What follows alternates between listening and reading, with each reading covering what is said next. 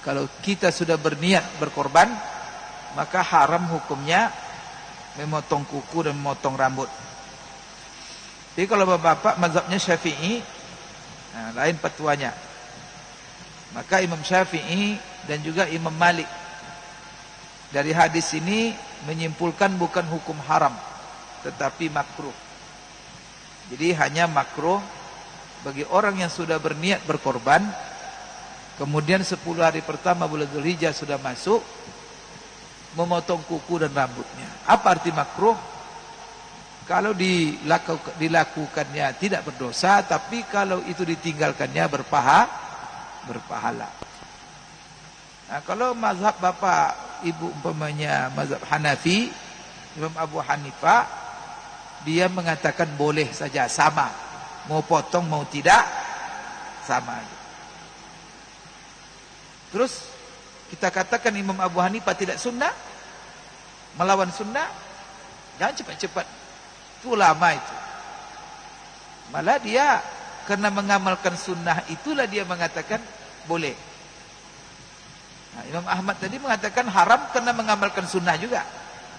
Imam Syafi'i mengatakan makruh karena juga mengamalkan sunnah.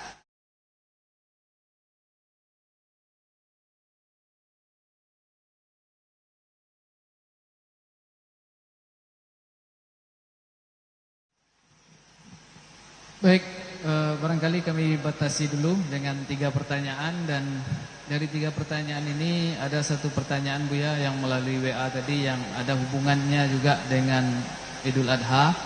Mungkin itu yang dahulu kita jawab. Pertanyaannya Buya, apakah untuk bercukur dan potong kuku itu berlaku untuk kepala keluarga saja atau seluruh anggota keluarga yang berkurban? Ya.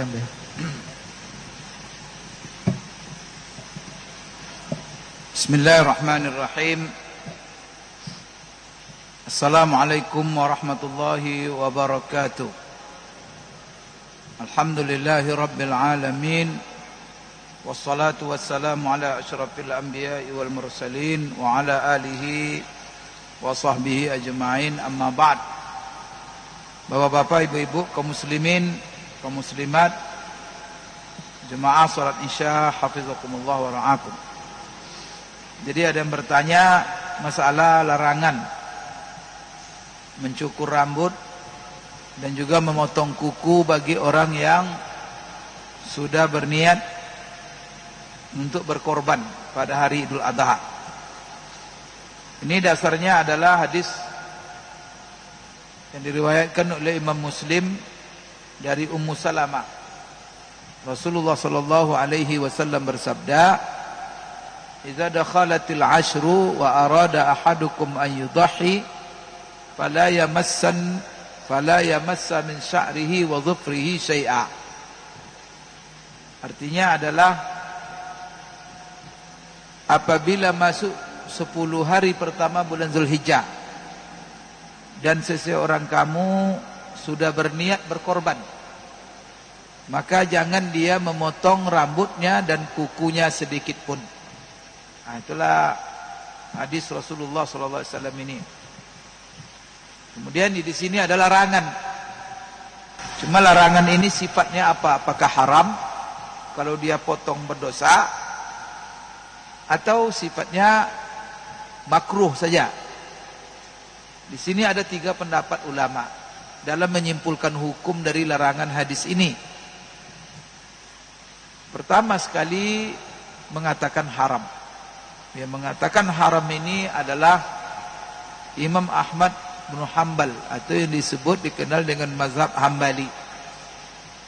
Nah, itu biasanya yang memegang mazhab Hambali ini di Saudi sana, ulama-ulama di Saudi, warga Saudi itu rata-rata mereka memakai mazhab Hambali.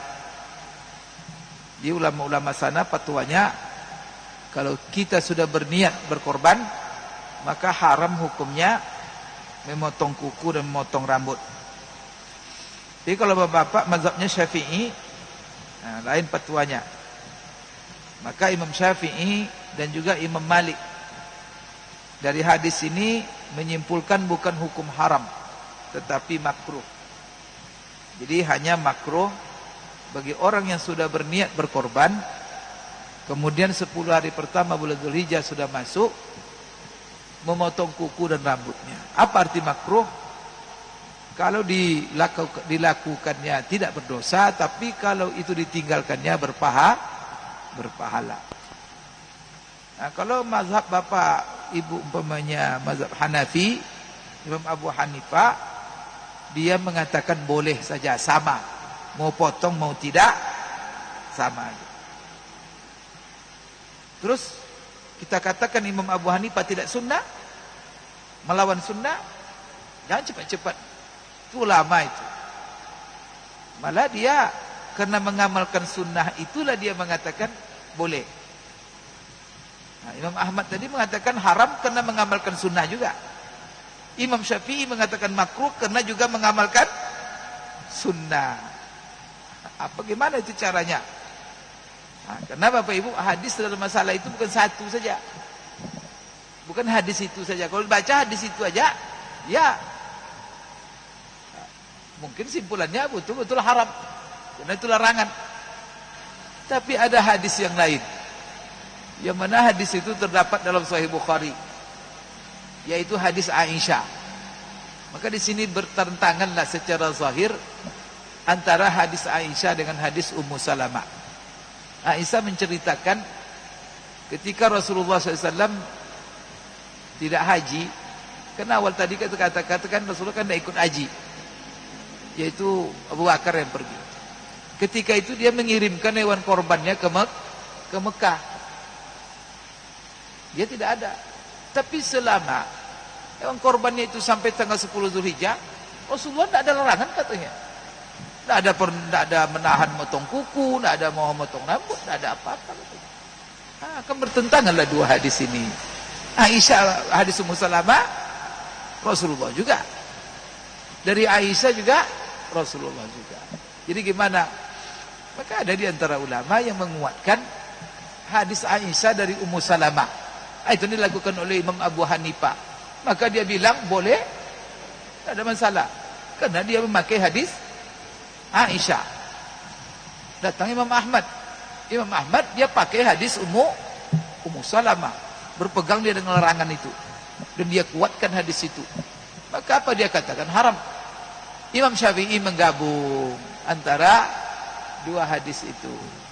Kalau hadis Aisyah itu menunjukkan boleh, tapi ada larangan. Maka minimal larangan ini hukumnya makruh. Maka itulah kesimpulan mazhab Syafi'i, maka makruh.